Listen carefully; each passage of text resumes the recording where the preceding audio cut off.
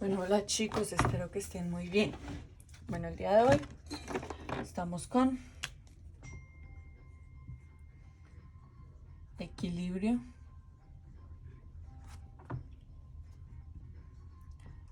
líquido, vapor. Entonces, lo que viene siendo la evaporación o vaporización es el proceso pues en el cual un líquido se transforma en gas.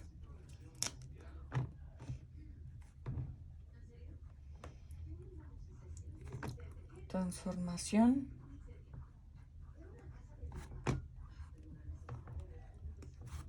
de un líquido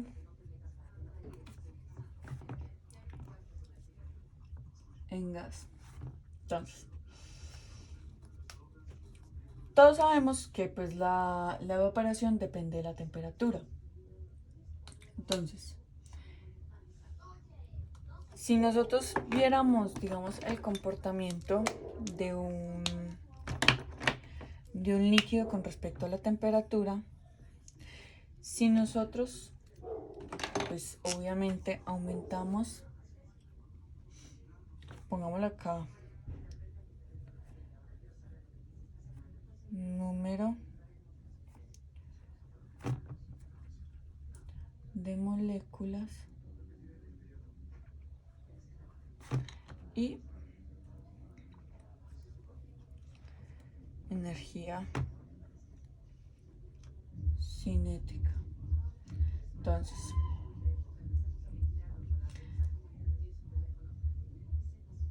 supongamos una temperatura 1 para un líquido. Esta es la temperatura 1. Entonces, a una temperatura más alta, digamos a una temperatura T2, nosotros vamos a observar este comportamiento por parte del gas.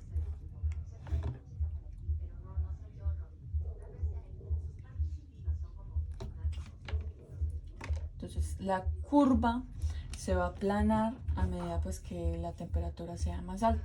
Entonces estas áreas que yo voy a sombrear acá, perdónenme, yo perfecciono esta línea, esto iría por acá. Estas áreas, esta y esta,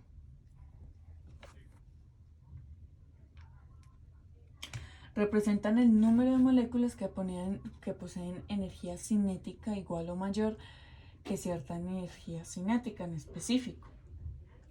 Cuanto más alta entonces sea la temperatura, mayor será el número de moléculas con energía cinética alta, por obvias razones. La temperatura, nosotros sabemos que la temperatura es un tipo de energía.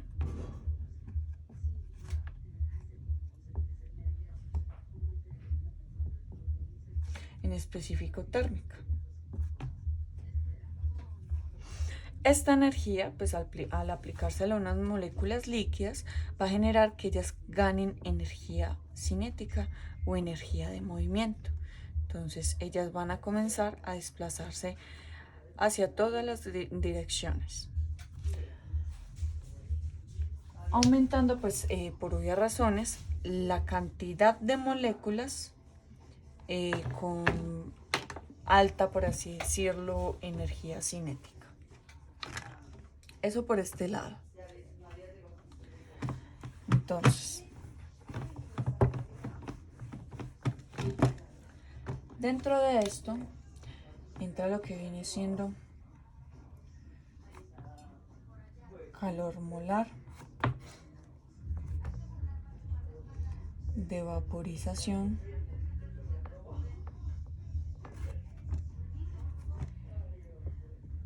y punto de ebullición. Entonces, el calor molar de vaporización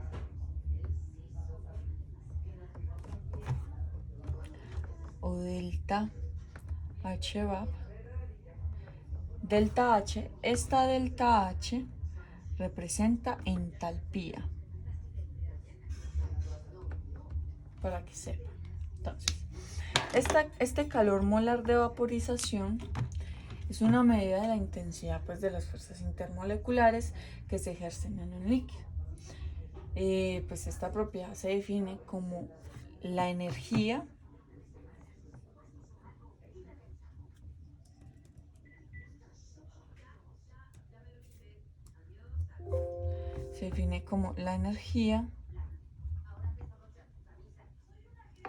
necesaria para evaporar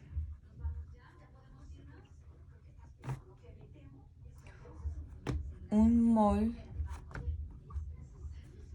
de un líquido. Generalmente está representada por kilojoules. Bien, entonces el calor molar de vaporización se relaciona directamente con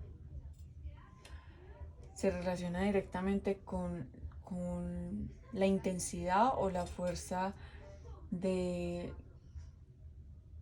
las fuerzas intermoleculares que hay en un líquido. Como veíamos anteriormente, pues un líquido, dependiendo del tipo de enlace que tenga, va a ser, digámoslo, más fuerte el enlace. Entonces, si nosotros fuéramos a ver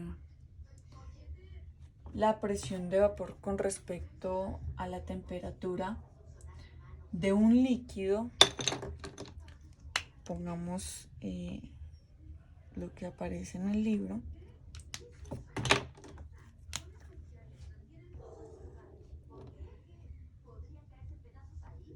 Éter dietílico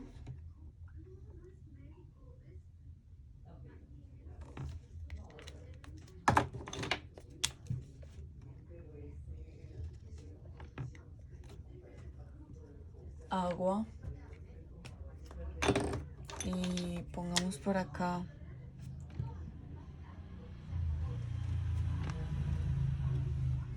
mercurio. Bueno, acá podemos ver primero el incremento en la presión con respecto a la temperatura para los tres líquidos que acá encontramos. Entonces, los puntos de ebullición normales de los líquidos a una atmósfera los podríamos encontrar, por así decirlo, en este punto. Vamos a esto. Digamos que este punto es una atmósfera. Entonces, el fuerte enlace metálico, por ejemplo, en el mercurio produce una presión de vapor mucho más baja del líquido a temperatura ambiente. O sea, la presión que va a ejercer ya el sistema va a ser un poco más baja a comparación de lo que viene siendo el éter dietílico y el agua. Entonces, este análisis predice pues que entonces la presión de vapor de equilibrio, o sea, la presión en general de un líquido, debería pues de incrementarse con el aumento de temperatura. Entonces, la relación entre presión y temperatura de un líquido está dada por la ecuación de Clausius-Clapeyron.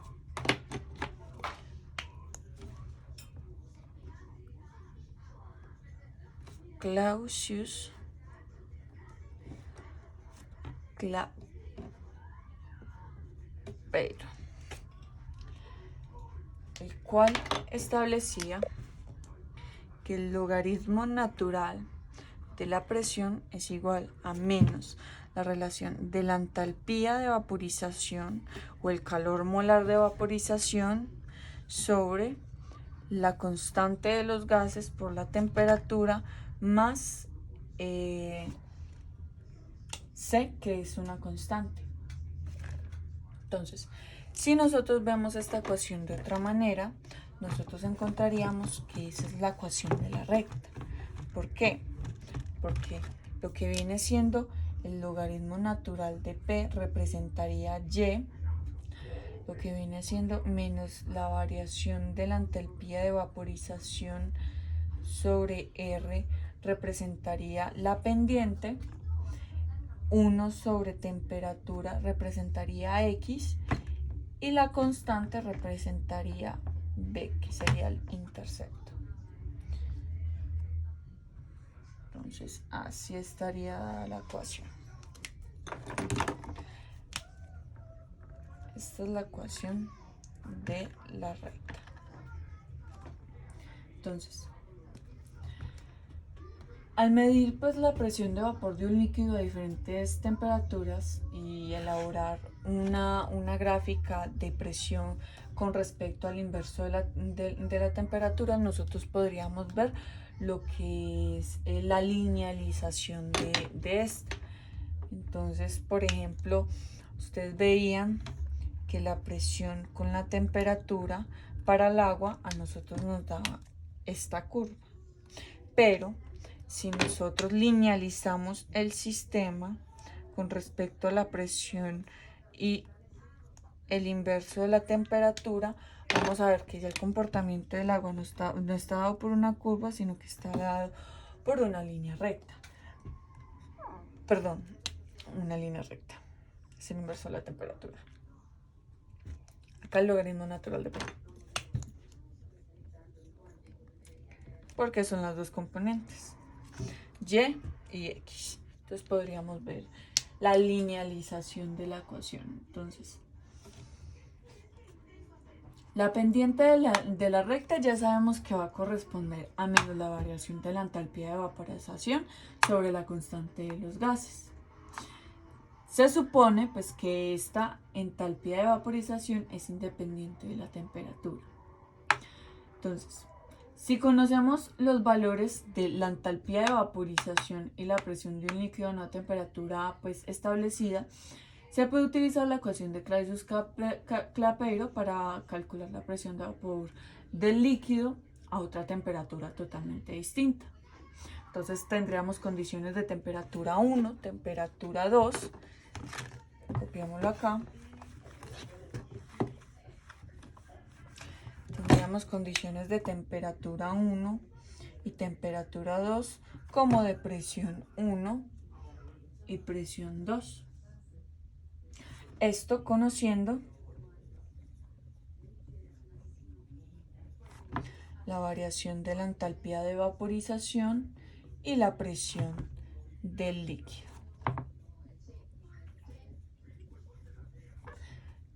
Y con la ecuación de Clausius-Clapeyron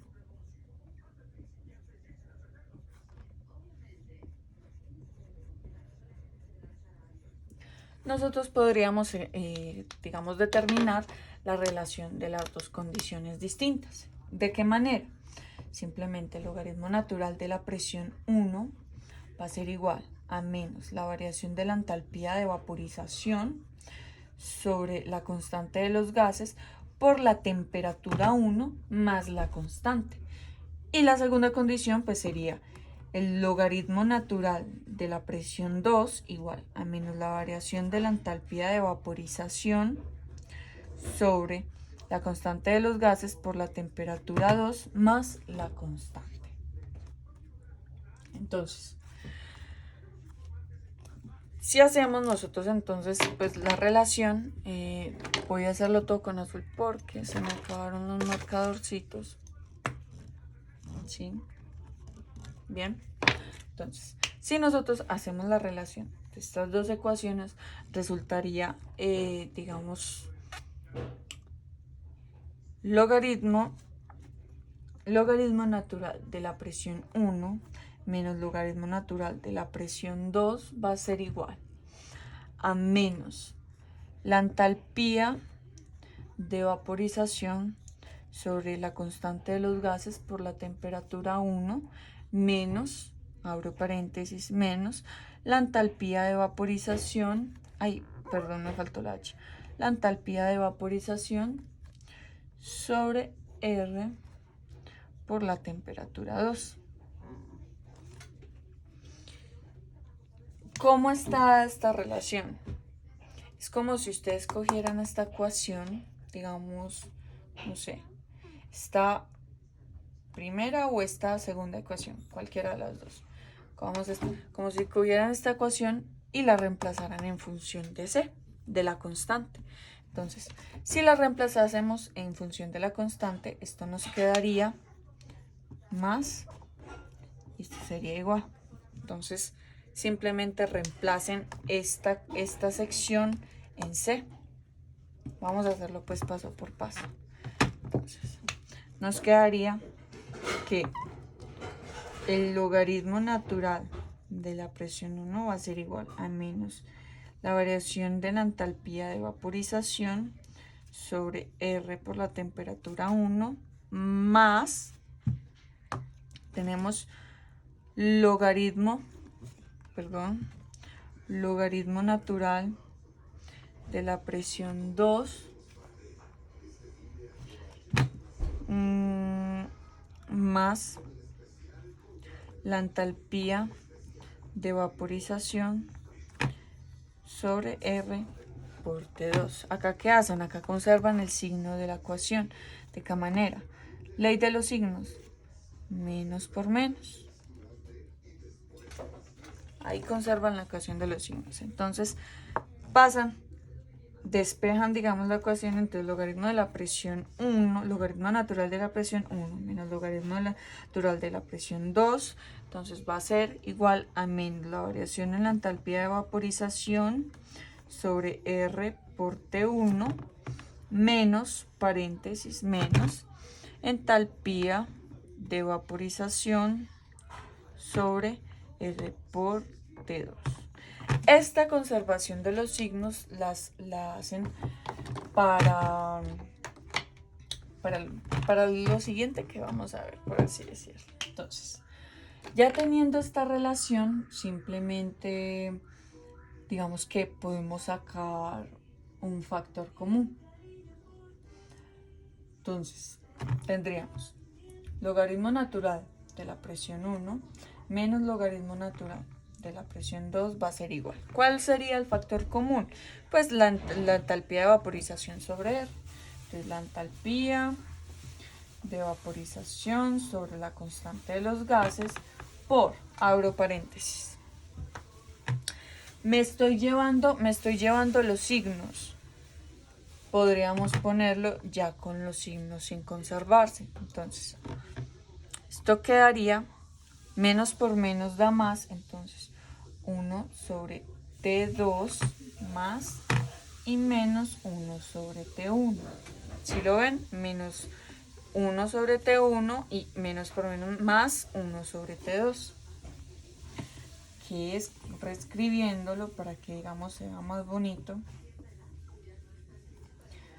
entalpía de vaporización sobre R por 1 sobre T2 menos 1 sobre T1, considerando ahí la variación de la temperatura y la presión. Cuando nosotros tenemos una resta de logaritmos, nosotros podemos coger los coeficientes que contiene ese logaritmo y ponerlos en una división. ¿Cómo quedaría la división? Entonces, logaritmo natural de la presión 1 sobre la presión 2. Una resta siempre se va a ver representada de esta manera. Lo mismo que si ustedes quieren simplificar la división, ustedes la pueden representar así. Cualquiera de las dos maneras. Entonces esto nos va a quedar igual a la entalpía de vaporización sobre la constante de los gases por 1 sobre T2 menos 1 sobre T1. Entonces, logaritmo natural de P1 sobre P2 va a ser igual. Entalpía de vaporización sobre R. ¿Qué pasa acá? Hagan de cuenta que justo en esta sección se coge y este factor se multiplica tanto arriba como abajo por T1 y por T1. Y acá este factor se multiplica tanto arriba como abajo por T2 por T2. ¿Esto para qué? Esto simplemente es para ponerlo, digamos, en una fracción general. Entonces, esto nos quedaría entonces por T1 sobre T2 por T1 menos T2 sobre T1 por T2.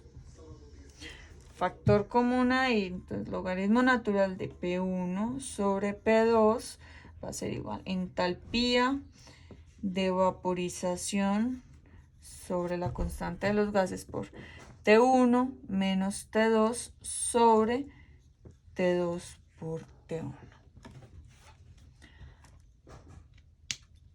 Esta es la ecuación resultante o la ecuación principal cuando hay cambio de temperatura y presión. ¿Listo? Entonces vamos a hacer un ejemplo respecto a esto. Bueno, algo muy importante es que normalmente a nosotros nos entregan unas tablitas. Estas tablas contienen lo que vienen siendo la entalpía de vaporización de algunos compuestos. Entonces, esas tablas, por ejemplo, van a estar como sustancia, punto de ebullición en grados Celsius, entalpía de vaporización. Esto va a estar en kilojoules por mol. Claro, es la cantidad de energía que se necesita para convertir un mol de líquido en vapor. Entonces, bueno, continuando. Entonces, por ejemplo, acá va a estar el agua. Solo les voy a poner esta. Va a estar el agua, por ejemplo. Va a estar el agua, digamos, el éter dietílico.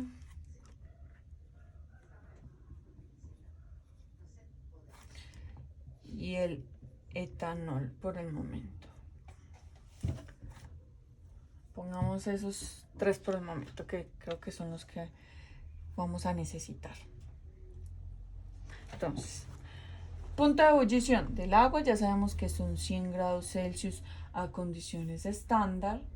Del éter dietílico es 34.6 y del etanol es 78.3. Entonces su entalpía de vaporización va a ser 40.79, 26.0 y 39.3.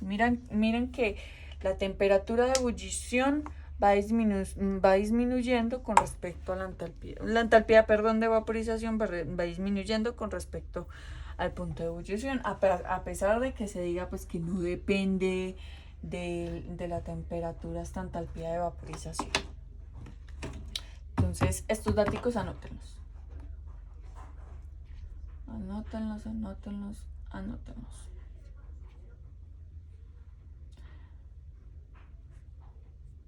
Entonces, vamos a hacer un ejemplo. Entonces, el ejemplo dice lo siguiente. Dice: el éter dietílico es un líquido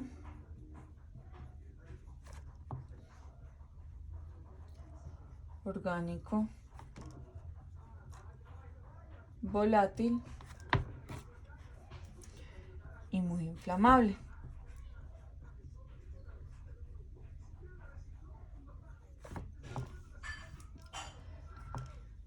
Que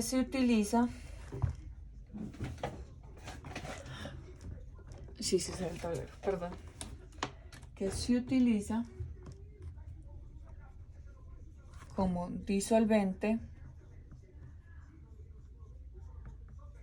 Se utiliza como disolvente, perdón. La presión de vapor del éter dietílico es de 401 milímetros de mercurio. Están dando la presión a 18 grados Celsius y temperatura.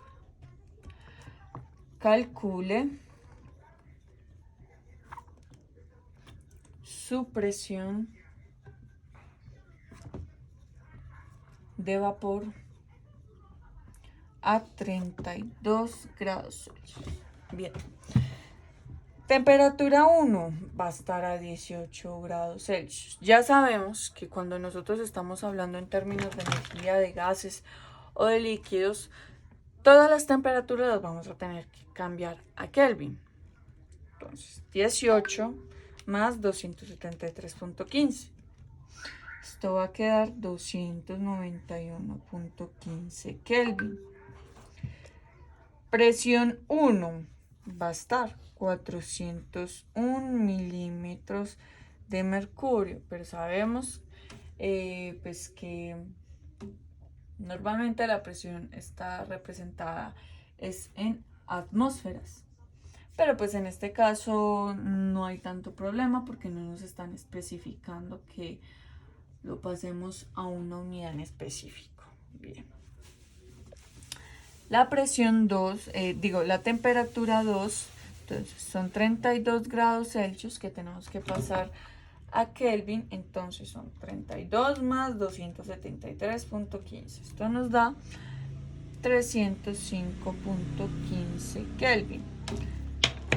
Señalemos, esta temperatura corresponde a esta en Kelvin. Y la presión 2, pues la presión 2 es la que nos están pidiendo. Entonces, si nosotros sabemos de la tabla, sabemos que tenemos lo que viene siendo la entalpía de vaporización del sistema. ¿Sí o no? Es obvio, tenemos la entalpía de vaporización del sistema. Entonces, ponemos la ecuación y vamos reemplazando valores. Logaritmo natural de la presión 1, entonces 401. Normalmente cuando están dentro de los logaritmos, pues la presión es que las unidades no se establecen, sino hasta el final. Entonces, presión 2, creo que sí se pueden establecer. Ya acá simplemente es como por ahorrar espacio también. Entonces, igual a entalpía de vaporización, nosotros en la tabla veíamos que para el éter etílico era de 26 kJ por mol. Pongamos los 26 kJ por mol. Sobre R. R, recordemos que cuando estamos trabajando con energía ya no es 0,08821, sino que es 8,314 joules por Kelvin. Esto quiere decir que una de estas dos unidades se tiene que convertir en el otro. Para eso convertimos la de arriba. La constante casi nunca se toca para cambiar de unidades. Entonces, 1 kilojoule sabemos que equivalen a 1000 joules. Entonces, estos serían ya no 26 kilojoules por 1000, sino 26.000 joules por mol. Ya tenemos esta parte. Kelvin por mol, acá me faltó. Mis disculpas. Por variación de la temperatura, ya sabemos, es temperatura 1 menos temperatura 2, o sea, 291.15 menos 305.15 sobre 291.15 por 305.15. Ambos están en Kelvin. Ambos sistemas van a estar en Kelvin.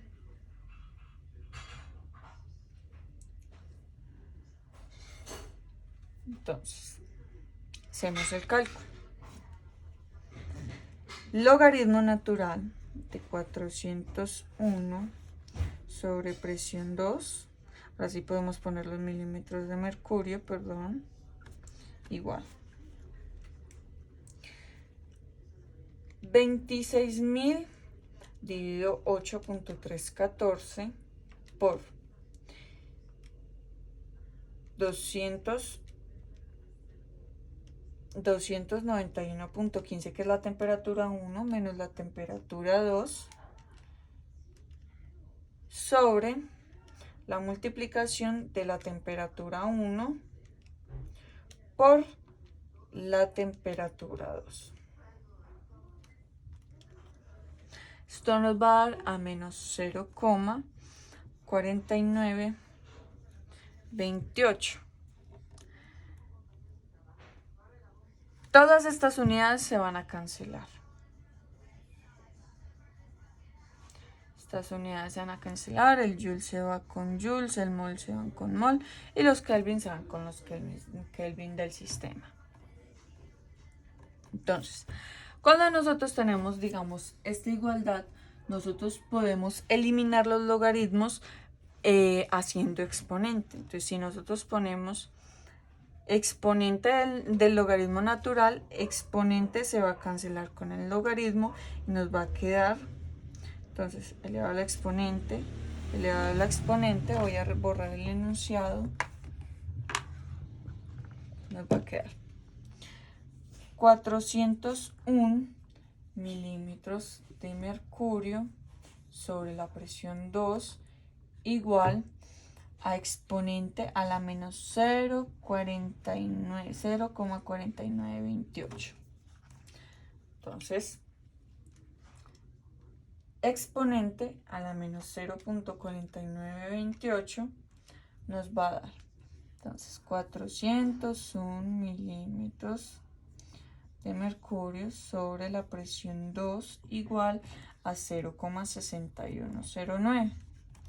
La presión 2 va a ser igual entonces a 401 milímetros de mercurio sobre 0,6109. Por lo tanto, el resultado para la presión 2 va a ser igual a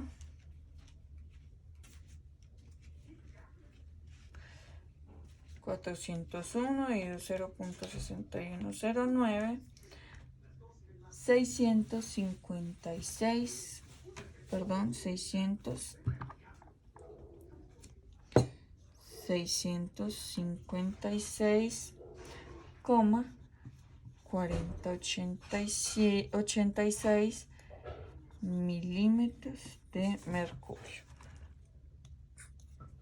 Este es el resultado de la presión 2 en el sistema.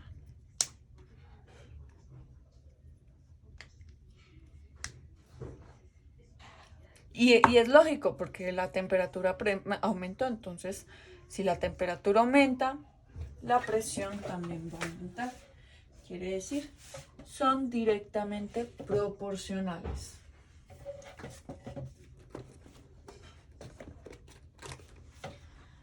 Bien, continuemos acá. Como está de tinta, creo que no está tan mal.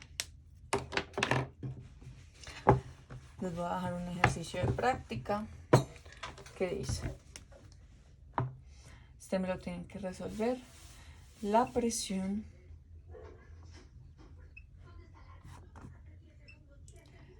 de vapor del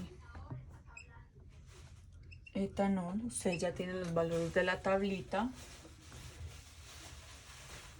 es de 100 milímetros de mercurio a 34,9 grados Celsius. ¿Cuál es su presión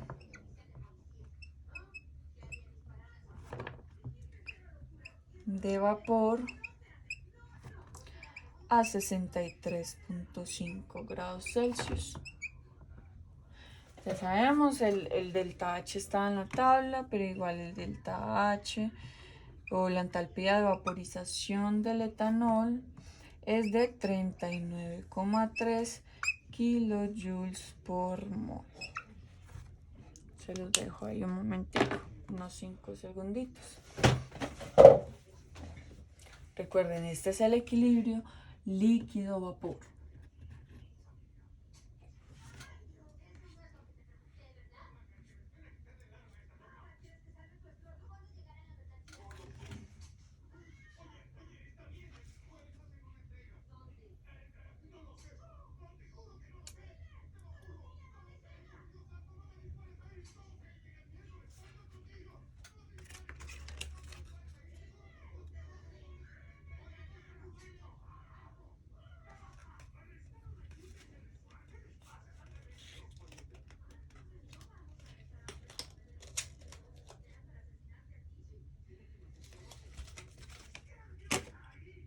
Bien, ahora espero los resultados. Yo les abro el espacio en Classroom. Listo. Vamos a lo que viene siendo equilibrio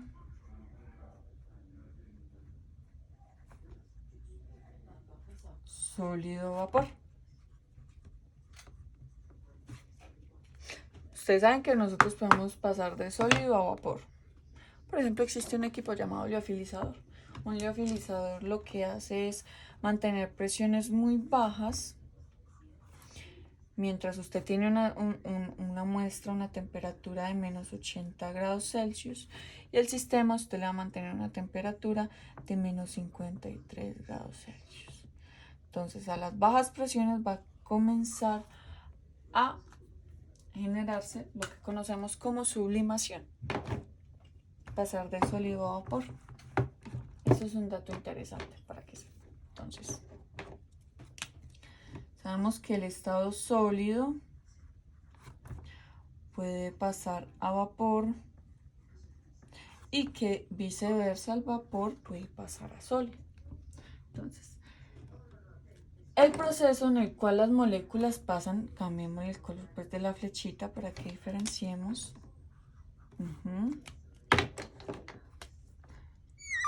Entonces, el proceso en que las moléculas pasan directamente de sólido a vapor se conoce como sublimación. Y el proceso inverso se conoce como deposición. O sea, pasan de vapor a sólido. Por ejemplo, el naftaleno es una de las sustancias que hacen este tipo de transición. Entonces, son las bolitas para convertir la polilla, que pues tiene una presión de vapor de equilibrio pues bastante alta para un sólido. Entonces su vapor se impregna, digamos, en el espacio cerrado, pues generando como que no haya polillas. Valga la redundancia. Entonces, como las moléculas entonces están unidas por obvias razones con más fuerzas en un sólido, hay muchos que son, ya sabemos que son enlaces iónicos, su presión de vapor suele pues ser mucho menor que la del líquido correspondiente. Entonces, la energía, pongámoslo acá, entonces, la energía necesaria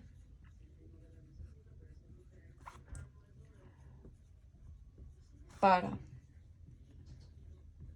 sublimar un mol de sólido recibe el nombre de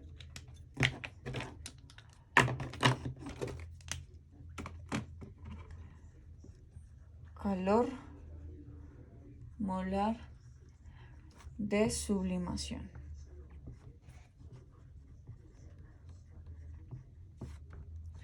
Delta H, es que vaporización me queda en el tema anterior, sublimación.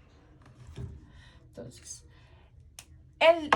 la entalpía de sublimación es igual a la suma de la entalpía de fusión más la entalpía de vaporización.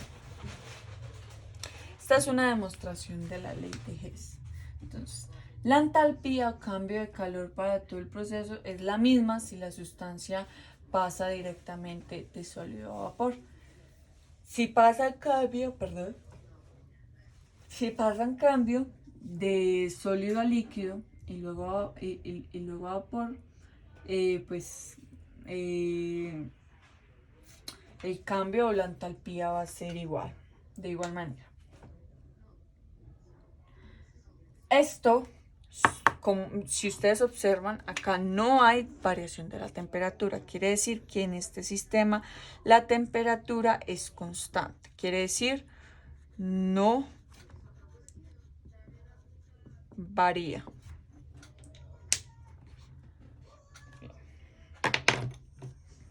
Vamos a hacer un ejemplo.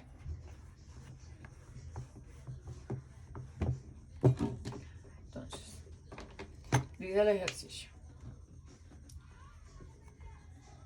Calcule la cantidad de energía en kilojoules que se necesita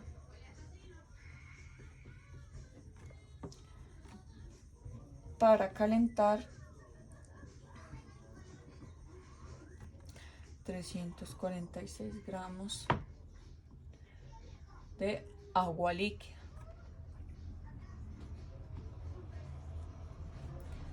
de 0 grados Celsius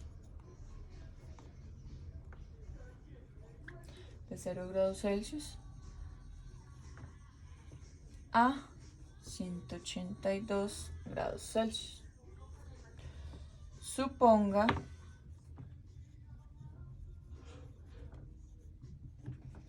que el calor específico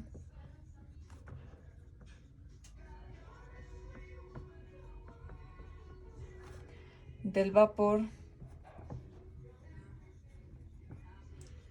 es de 1,99 joules sobre gramos por grado Celsius. Bien. Entonces, este cálculo, pues, digamos que tiene un procedimiento en específico. Entonces, calentamiento del agua de 0 grados Celsius a 182 grados Celsius. Entonces, el calor 1 va a estar dado por la masa, por el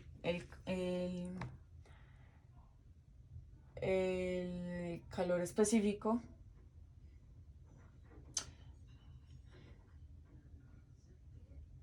de la sustancia, por la variación de la temperatura.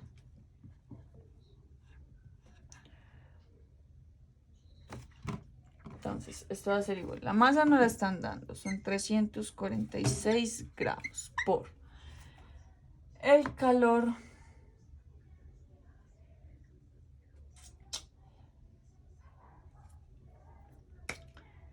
de la sustancia. Nosotros veíamos una tabla en la cual pues especifica esto en los temas anteriores, donde igual acá no lo dicen, el calor específico de la sustancia. Ay, espera un momento que acá me faltó algo. Me faltó en el enunciado, entonces. El calor específico del vapor es eso. Y del líquido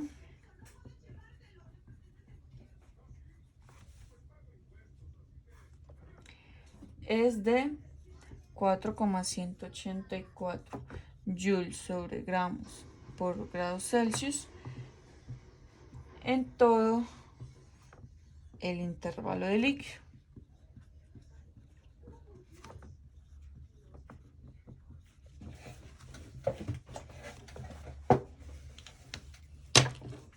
Entonces, como venía de 0 grados Celsius a 100 grados Celsius.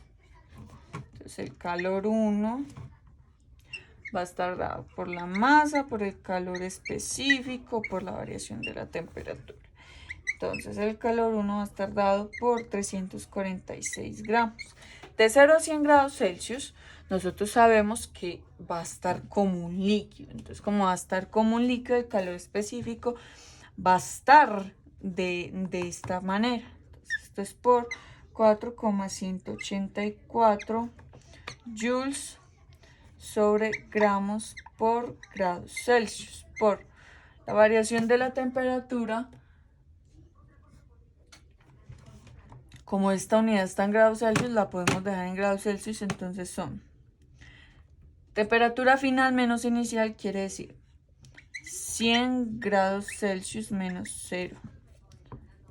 O podemos poner 100 menos 0, factor común grados Celsius. Grados Celsius sean con grados Celsius y gramos con gramos. Entonces, especificamos en una sección arriba. No tengo marcadores. Entonces, Q1 por acá va a ser igual entonces a, ya les hago el cálculo, 346 por 4,184 por 100. Esto va a dar igual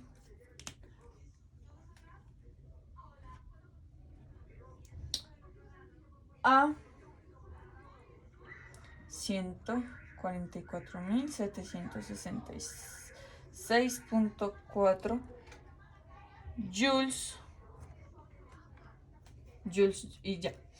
Esto lo podemos convertir nosotros a kilojoules por obvias razones. Un joule son 1000 kilojoules, entonces dividido 1000. Digo, 1000 joules son 1 kilojoules, entonces esto sería 144,7664 kilojoules. Ahora,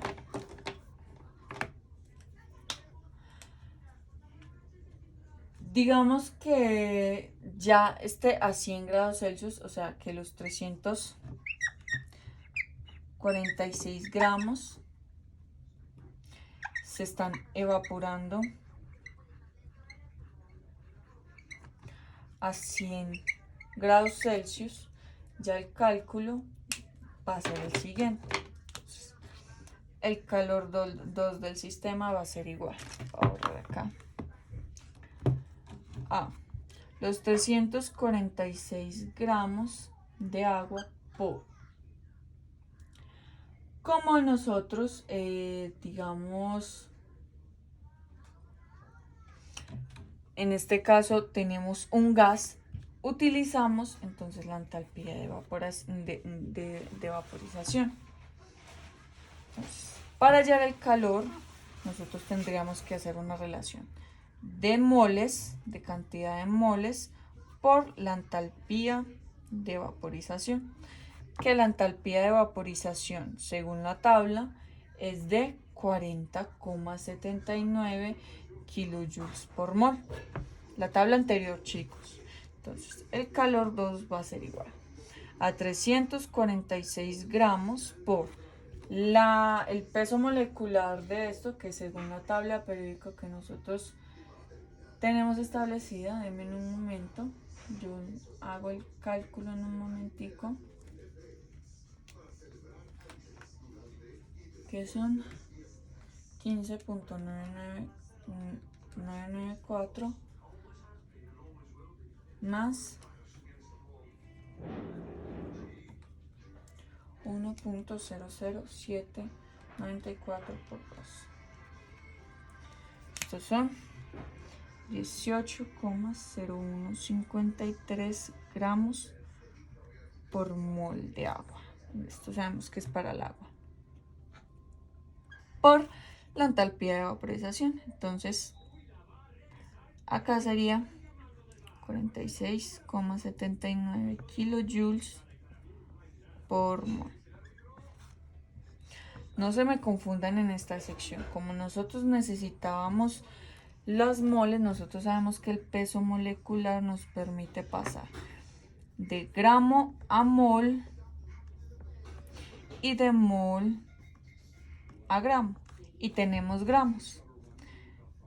Entonces podemos usar este factor. Son los 346. Ahí no se vayan a confundir. Bien. Listo. Entonces, este calor 2, anotémoslo también aquí arribita, va a ser igual a los 346 dividido el 18.0153, que es el peso molecular, por los 46,79. Esto nos va a dar entonces los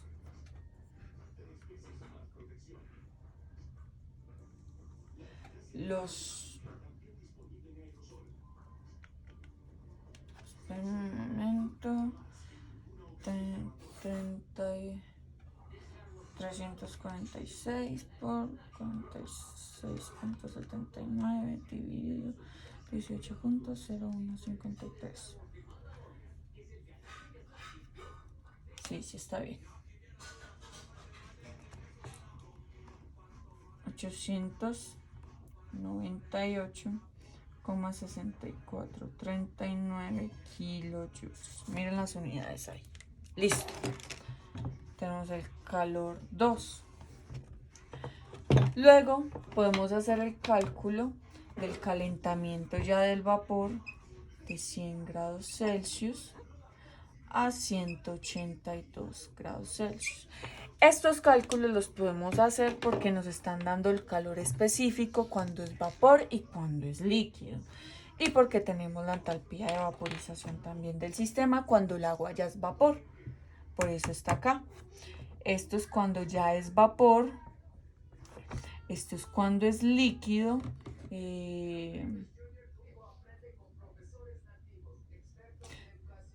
Cuando es líquido, no, perdón. Cuando a 0 grados Celsius. Sí, digamos que está pasando a líquido. Y ahora, cuando ya se está convirtiendo acá al vapor sobrecalentado. O sea, se está calentando aún más ese vapor. Entonces, este sería el Q3, que sería igual a la masa por el calor específico por la variación de la temperatura. Entonces, Q3 va a ser igual a los 346 gramos por 1,99 joules sobre gramos por grados Celsius por la variación de la temperatura, que son los 182 menos 100 grados Celsius. Entonces, grados Celsius se van con grados Celsius, gramos con gramos, y por ende Q3 nos darían joules también. Pero como sabemos que acá todo está en kilojoules, lo vamos a pasar a kilojoules. Por 1,99 por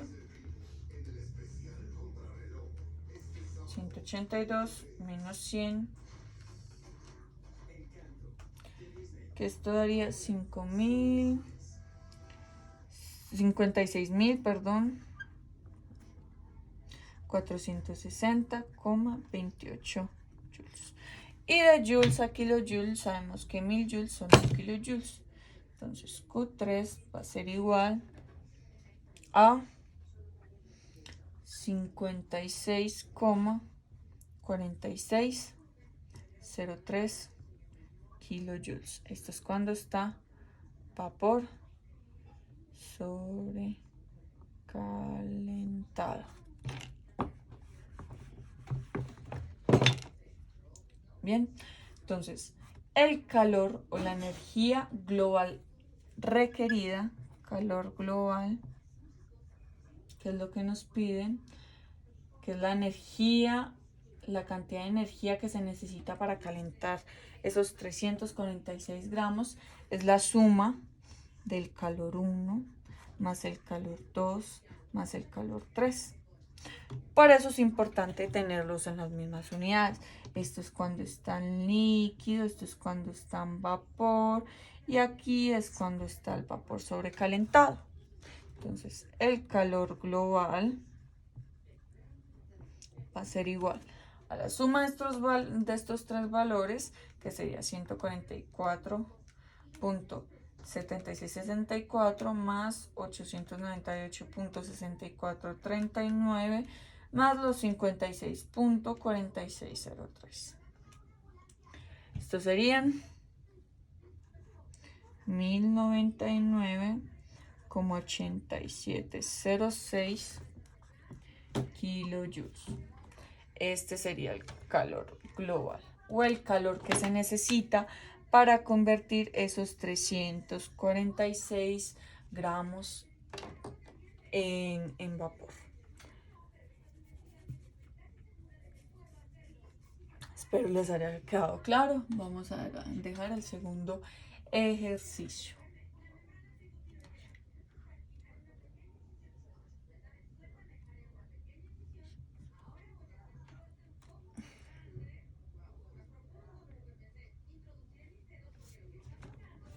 Voy a borrar acá. Y el ejercicio que les voy a dejar a ustedes es el siguiente. Dice: calcule el calor liberado cuando 68 gramos de vapor a 124 grados Celsius se convierten en agua a 45 grados Celsius.